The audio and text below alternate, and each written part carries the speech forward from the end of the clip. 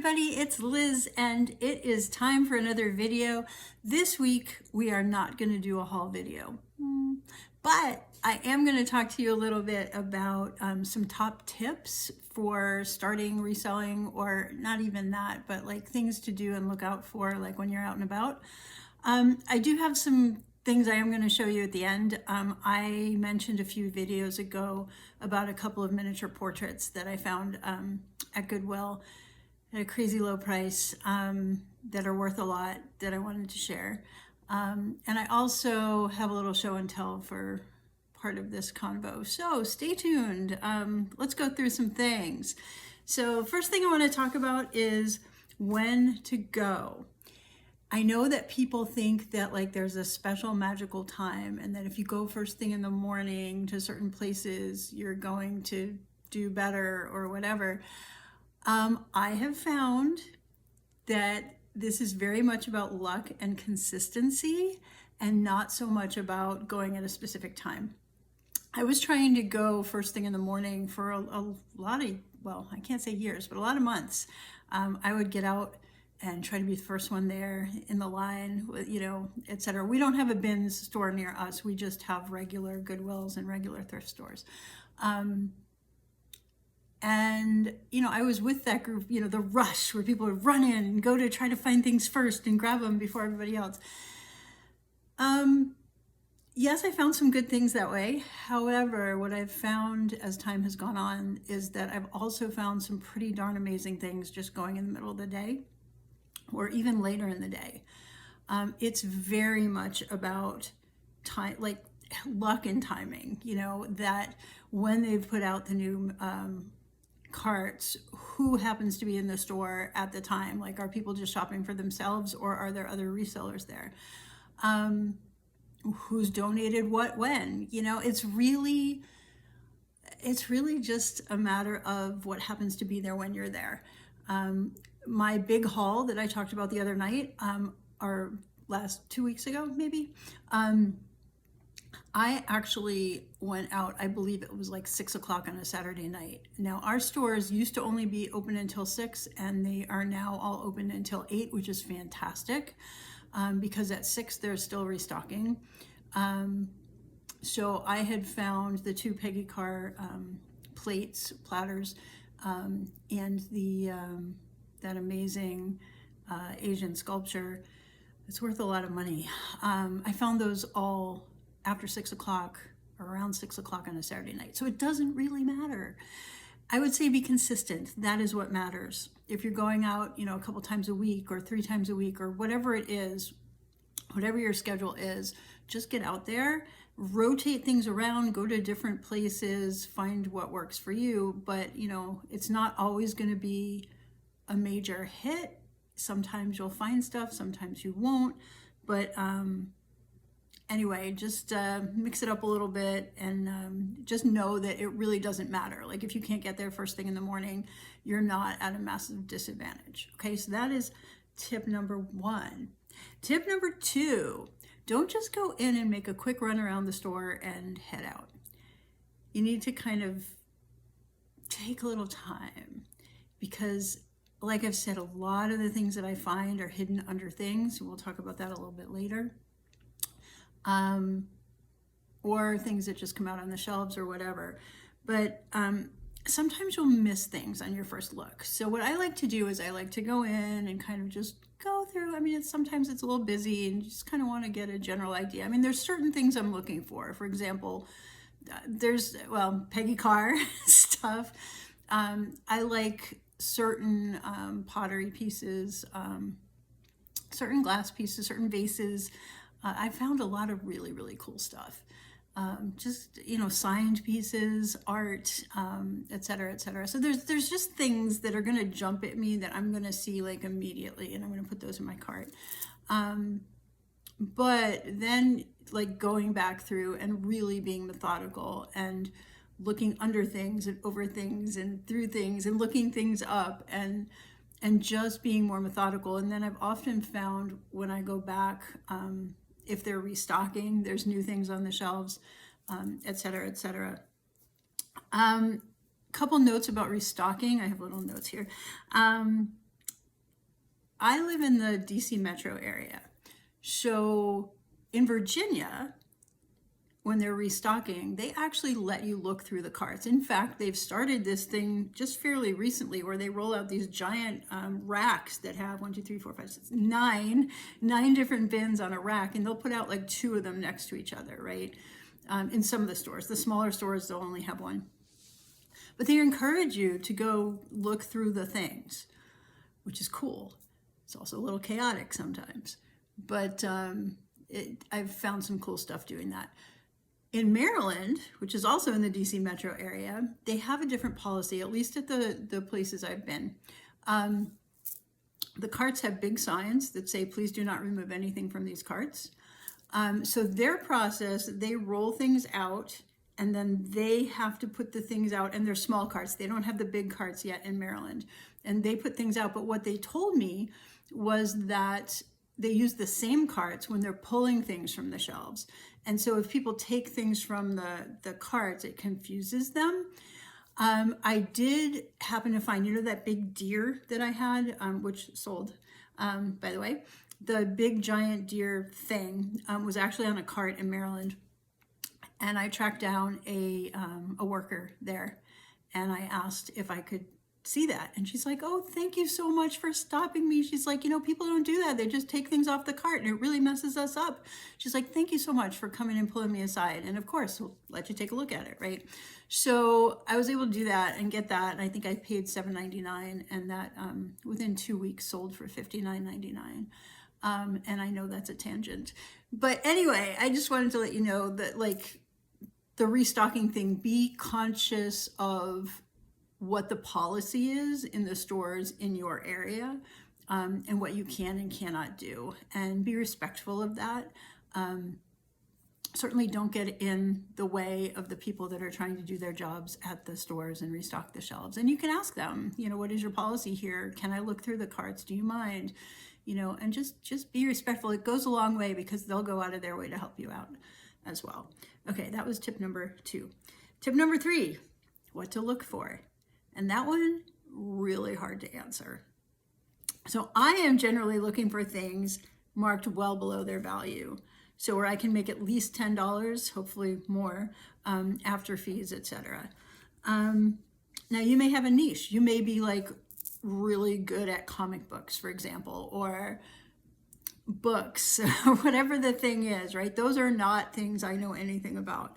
I do know a bit about art.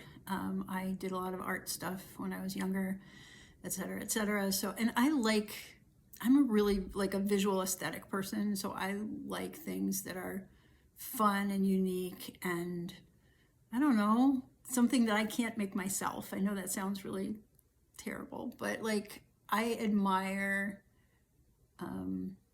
somebody who's really, really, really good at their craft. So quality. I like real quality pottery, quality art pieces, quality glass. Love. Oh my God, you should see my cabinet here. It's just got tons and tons of beautiful glass that I've collected through the years.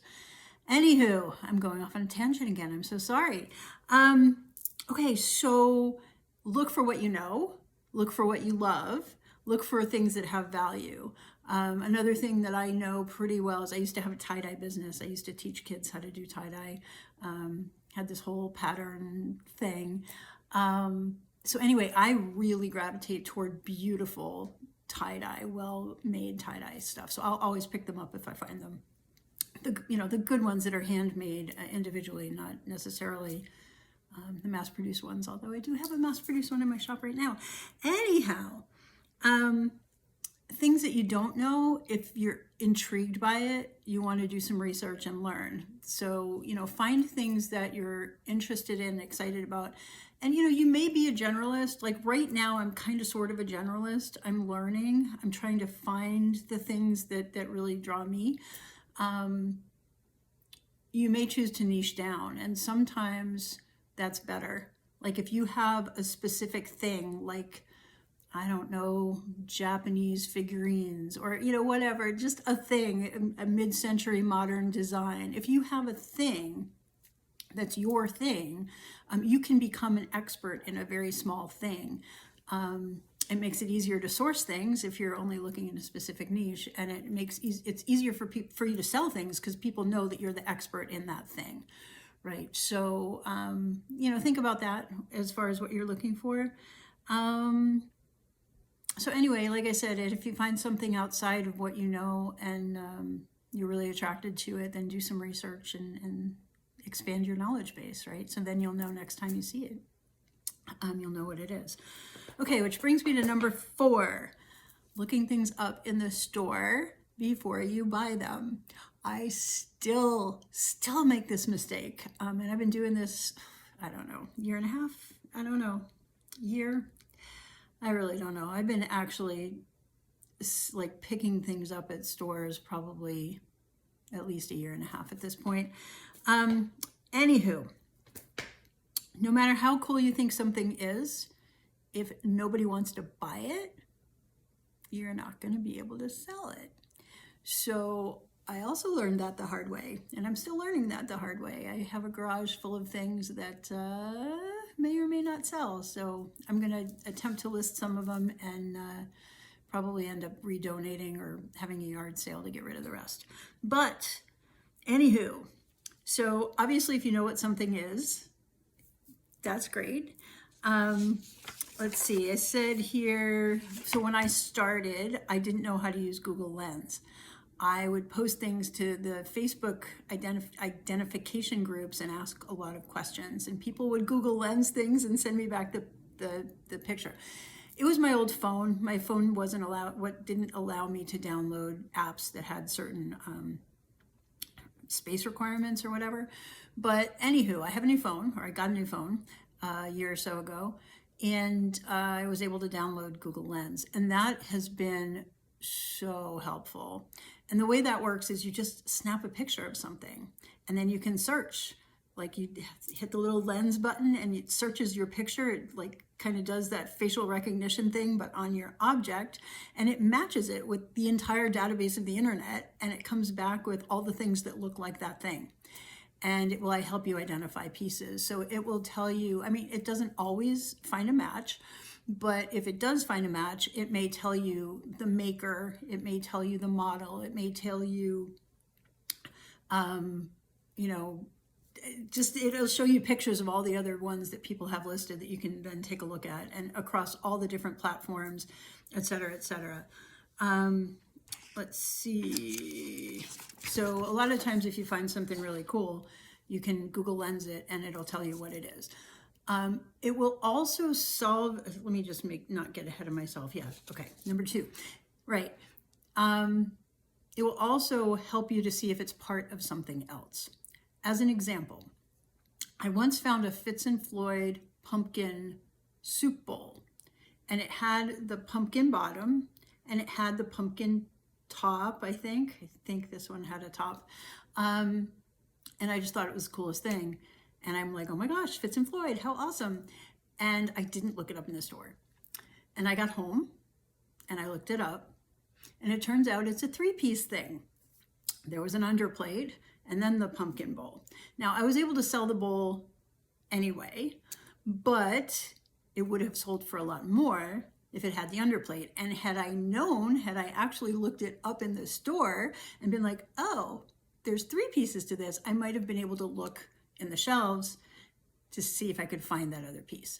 Another perfect example, this is one of my show and tell for today. I actually found this amazing carafe. Okay, it's mid-century modern. I loved the lines of it. It's Inland Glass is the name of it. And I did not look it up in the store. I just was like, oh my gosh, it's so beautiful. And I brought it home and I looked it up at home. And it originally looked like that.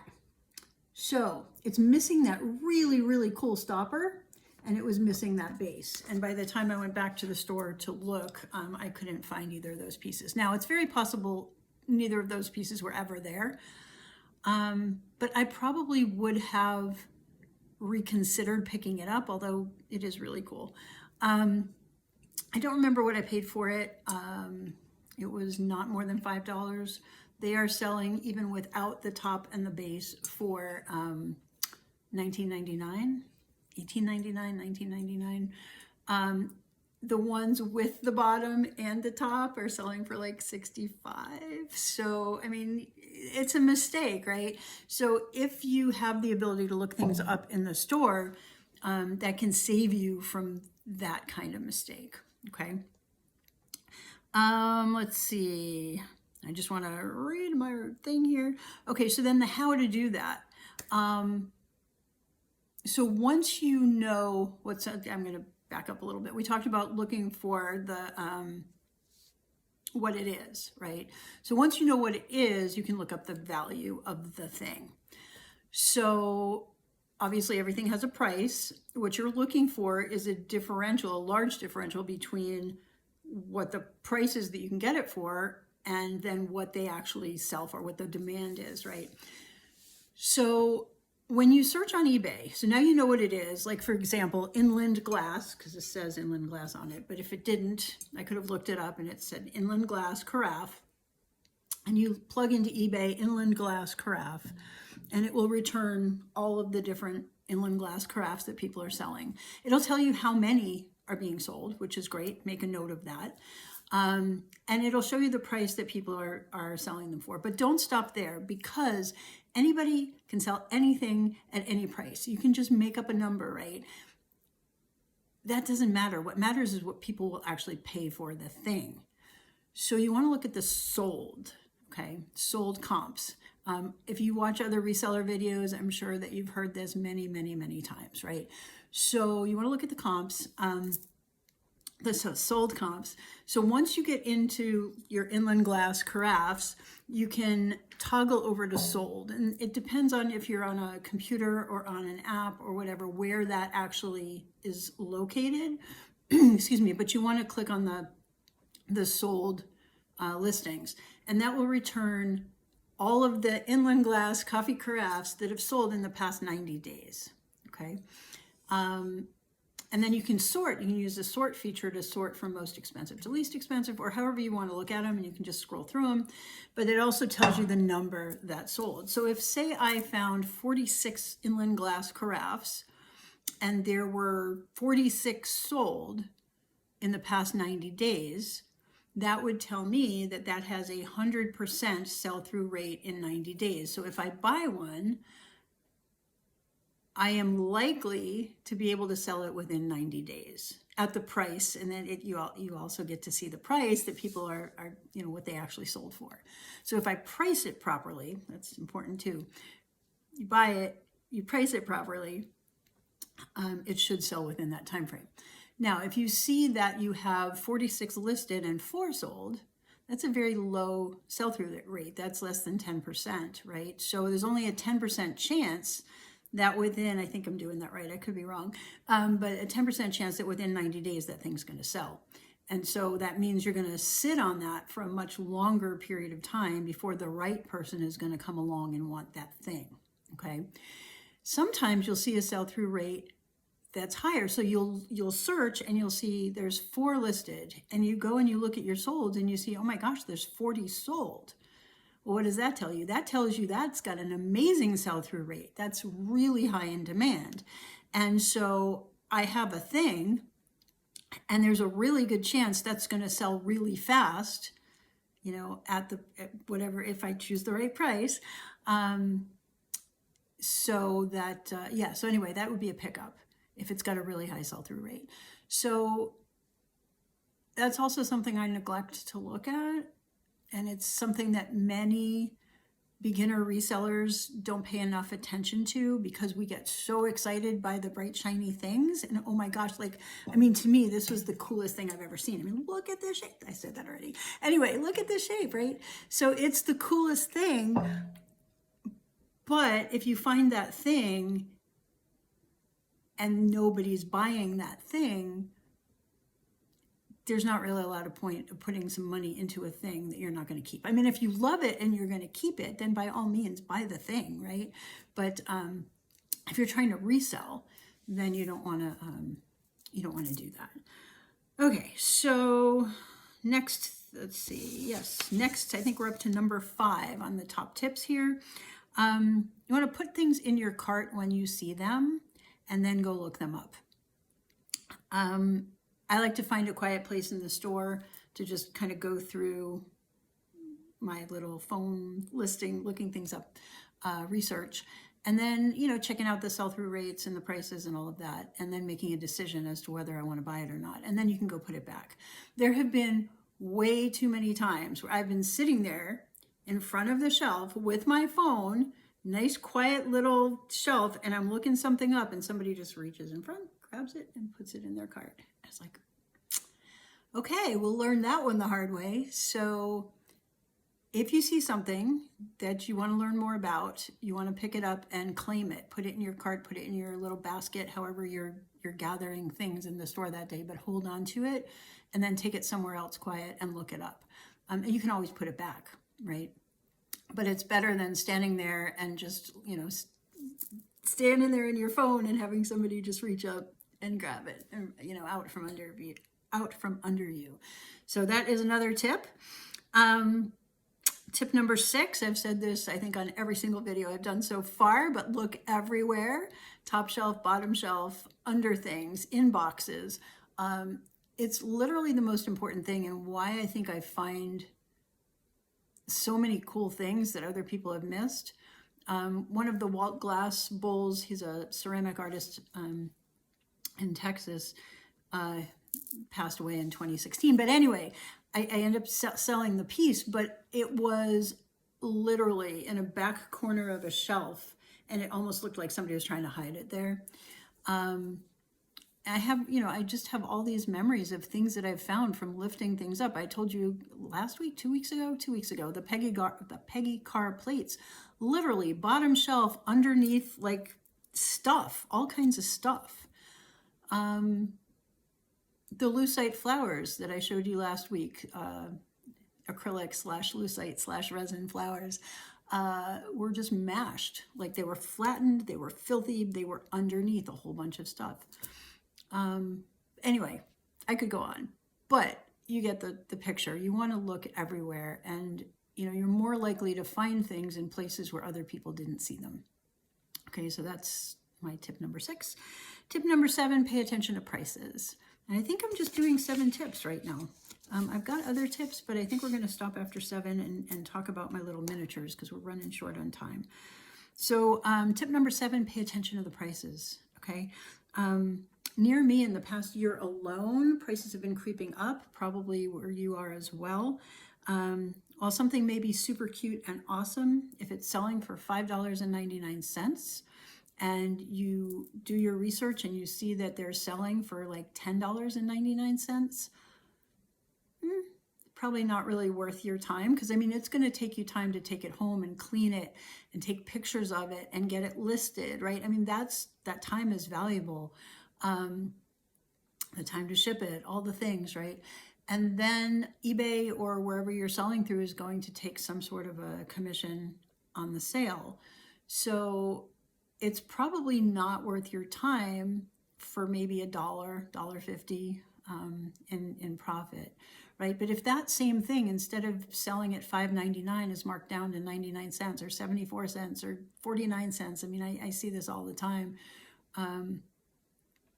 And, you know, if it sells for $10.99 and you buy it for 99 cents, that might be worth it. I mean, it might, depending on, you know, what you're looking to do with your business. And it depends on the thing, right? And sell-through rate, et cetera, et cetera.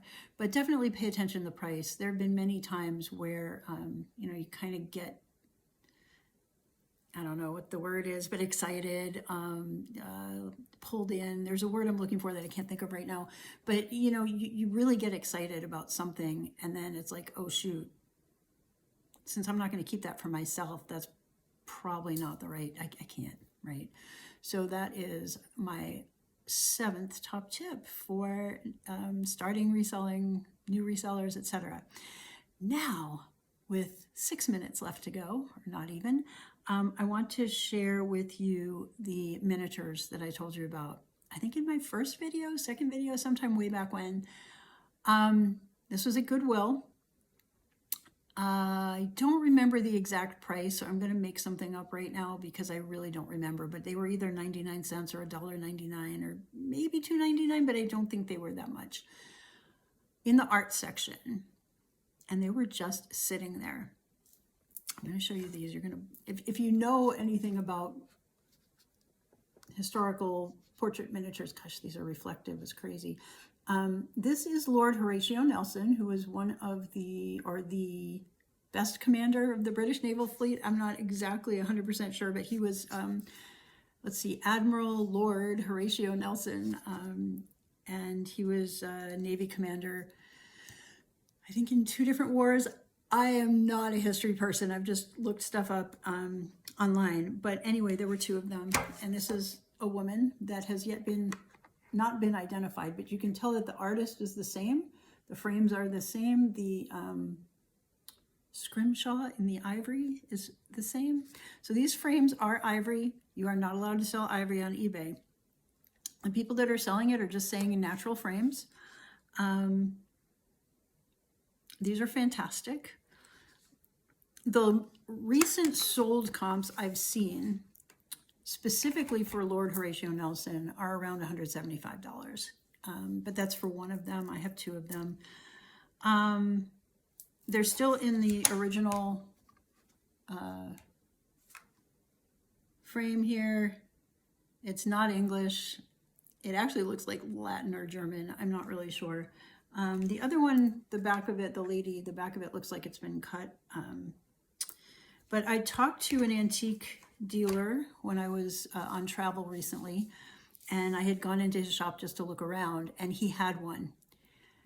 And he had it marked at $599. Now his was, I think, Napoleon. I told him I had some. I showed him the photos I had taken of mine, and he said, oh my gosh, they're legit. He said I wouldn't charge any less than $2.99 to $3.99 each on them. And the Napoleon ones go for like $5.99. I think that's as a end unit, he's in a retail shop. I think that's the retail price on them. I don't think I can get retail for these unless I meet the right person. So I'm not sure yet how I'm going to price them, but they're fantastic. They are dated from the early 1800s. I don't know much more than that. I don't know if these are signed. Some of the ones online actually are signed. But portrait miniatures were done back in the day, I guess before photography. And there were a lot of people that painted the different portraits. And I'm really excited. Like, I know nothing. This is one of those things where it was like, I know nothing. It's so far in my wheelhouse. Yes, it's art, but it's early art. That's so far before anything I know anything about. But I could just tell. It's one of those things where you see it and you're like, okay, that's something, right? And it was something. And so I picked them up. And you can tell they have auction numbers on the back. They were previously auctioned. They have auction prices, or there's a notation on this one that says 100. It says 150 dot. I don't know if they were trying to sell them for 150. I really just don't know. But I know there's something, and I will eventually get to selling them. I just got to figure out some things first as to like specifically where.